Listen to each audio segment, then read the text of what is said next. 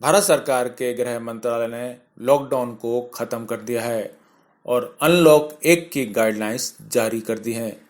इसके तहत containment zone के बाहर चरणबद्ध तरीके से अब छूट दी जाएंगी, लेकिन फिलहाल कंटेनमेंट जोन में पूरी पाबंदी लागू रहेंगी। हालांकि जरूरी गतिविधियों की मंजूरी रहेगी। अनलॉक 1 की ये गाइडलाइंस 1 जून से 30 जून तक के लिए जारी होंगी। आइए जानते हैं इसमें अब क्या क्या खुलेगा और क्या क्या बंद रहेगा। कंटेनमेंट जोन के अंदर सब कुछ बंद रहेगा, लेकिन कंटेनमेंट जोन के बाहर चरणबद्ध तरीके से सब कुछ खोला जाएगा। पहले चरण में 8 जून से धार्मिक स्थल, होटल, रेस्टोरेंट, शॉपिंग मॉल खोलने की परमिशन दे दी गई है। हालांकि ये सब शर्तों के साथ ही खुलेंगे। दूसरे चरण में स्कूल, कॉलेज और शैक्षणिक संस्थान खुलेंगे।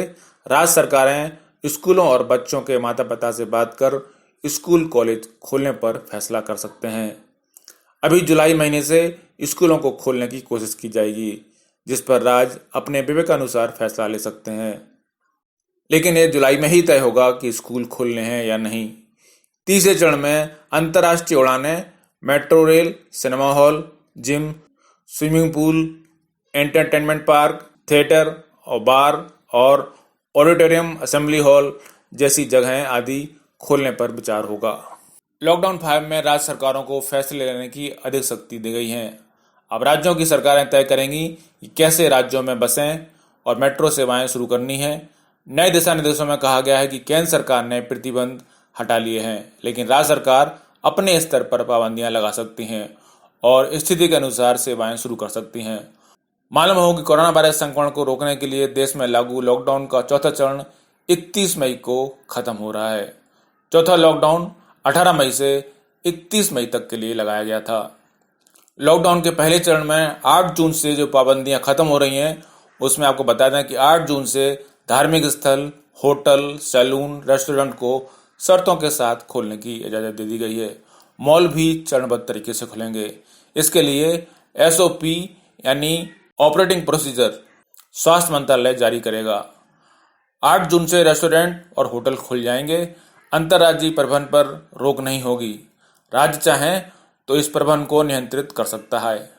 स्कूल, कॉलेज और शैक्षणिक संस्थान खोले जाने पर फैसला सरकार बाद में लेगी। शादी और अंतिम संस्कार में पुराने नियम लागू रहेंगे। अंतर्राष्ट्रीय उड़ानों, metro, cinema, gym, swimming pool और बार आदि नहीं खुलेंगे। 65 साल से अधिक उम्र के लोग, गर्भवती महिलाएं, बच्चे, बीमारियों से ग्रसित व्यक्ति को घर में रहने की सलाह दी गई है। 30 जून तक नाइट कर्फ्यू जारी रहेगा। सामाजिक आयोजनों पर पाबंदी जारी रहेगी।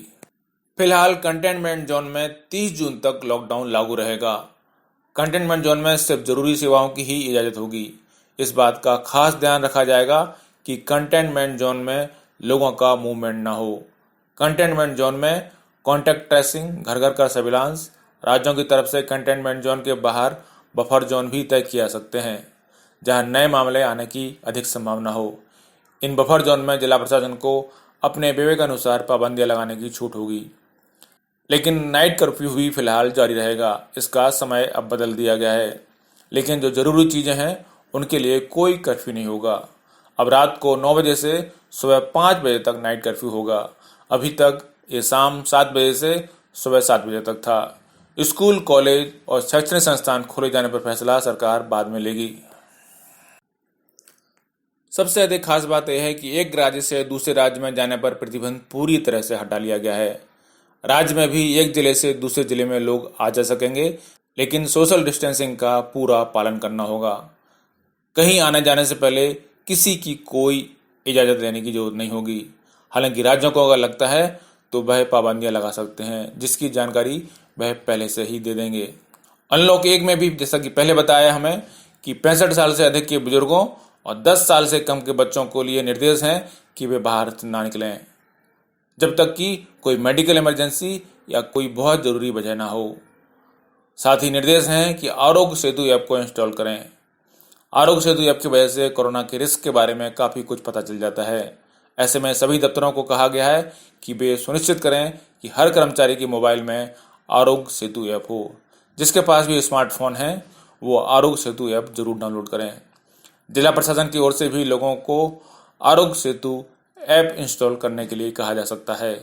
अनलॉक 1 में अब राज्य सरकारों को अधिक ताकत दी गई है। राज्य सरकारें ही तय करेंगी कैसे राज्यों में बसें और मेट्रो सेवाएं शुरू होंगी। केंद्र सरकार ने तो प्रतिबंध हटा लिए हैं, लेकिन राज्य सरकार अपने स्तर पर पाबंदियां लगा सकती हैं। जैसे कि मध्य प्रदेश ने पहले ही घोषणा कर दी है कि वहां पर लॉकडाउन 15 जून तक लागू रहेगा।